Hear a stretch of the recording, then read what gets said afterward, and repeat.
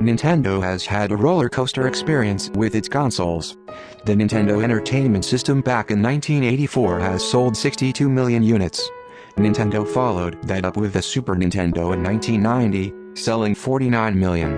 The Nintendo 64 debuted, drawing 33 million, and the Nintendo GameCube followed, only selling 21 million. With the dominating success of Sony's PlayStation line of consoles, Nintendo decided that it needed to be an alternative in order to thrive, introducing us to the Nintendo Wii, the first game system to feature motion controls and interactive gameplay. The console was a huge success and managed to sell 101 million units due to the intrigue from casual and non-gamers. Then Nintendo planned the Wii's successor, and things really took a 180. The Wii U was a more powerful version of the Wii that featured a gamepad with a touchscreen and could be played without the need of a television turned on. Due to the overwhelming success of the Wii, and Nintendo's confidence in the Wii's player base, Nintendo cut back on marketing and hoped for the Wii fad to stir up on the gaming industry, but alas, that gamble cost Nintendo many things other than money.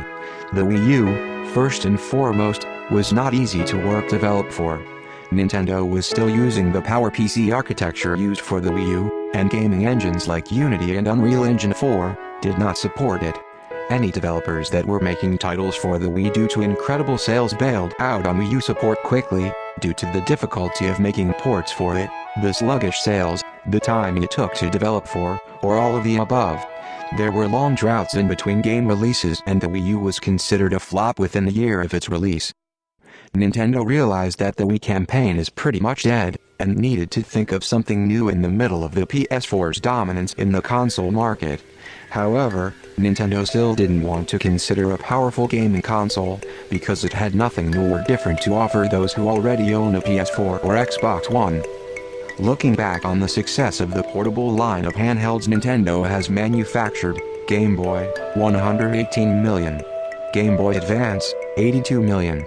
Nintendo DS, 154 million. And still ongoing since 2011 is the 3DS, which sold over 65 million. Even in the age of smartphone gaming, that is still rather impressive that there are still many games being made for it to this day. So with that in mind, it was very clear to Nintendo what they had to do to win over gamers, and that was to make a portable handheld that also could be played on a TV. On the flip side, you can have hundreds of developers from AAA Western developers, to portable Eastern developers, and even indie developers, make games for it, so that every kind of game can be played on one system. And this would guarantee at least a moderate amount of success, because even if AAA developers weren't interested in the system, it would still be the next console to go to for portable developers that made games for the 3DS and Vita. But how would that even be possible? How could a home console experience manage to fit inside a handheld? These were questions that not even Nintendo had the answers to, so they needed a partner, and Nvidia was what they got. Nvidia is a tech company known for graphics cards, GPUs, and small tablets capable of playing console-style games. It was crucial for a partner such as Nvidia to be able to compress a decent amount of performance into something you can play portably.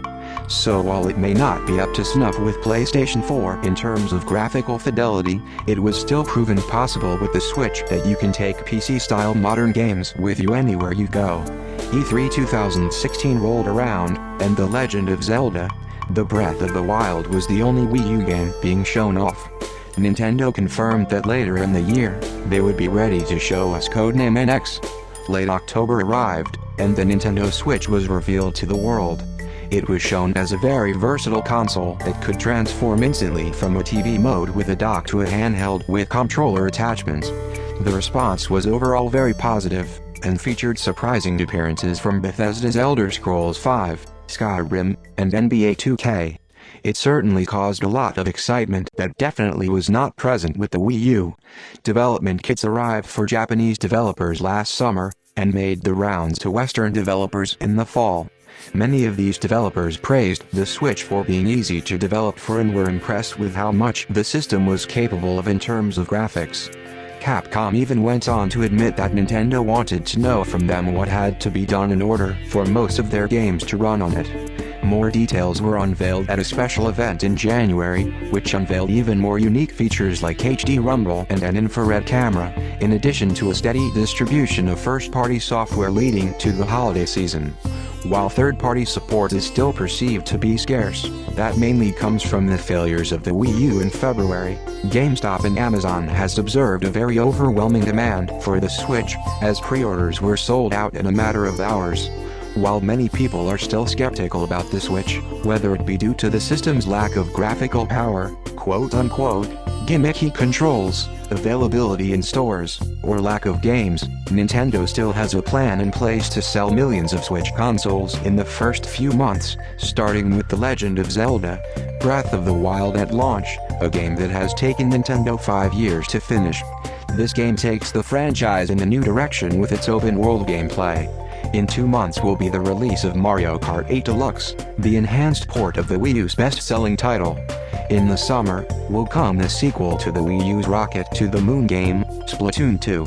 Sometime in the fall will come 2 more titles, Xenoblade Chronicles 2 and Fire Emblem Warriors, before the hugely anticipated Super Mario Odyssey makes its way around the Christmas season.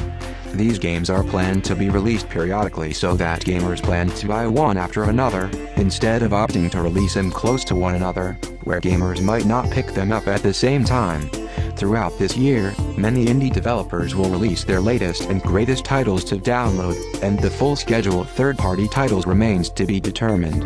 While most of the upcoming games are ports, we should expect current games to be announced later in the year, as games that were developed from a PC should take a year to port over to the Switch, according to Shigeru Miyamoto. The Switch is now available in stores, and while most consumers are only interested in Zelda, it's shaping up to be one of, if not the greatest games ever developed. Whether you want to buy the Switch as soon as possible, or wait until another game is released, Nintendo has utmost confidence in gamers that almost everybody will eventually get one.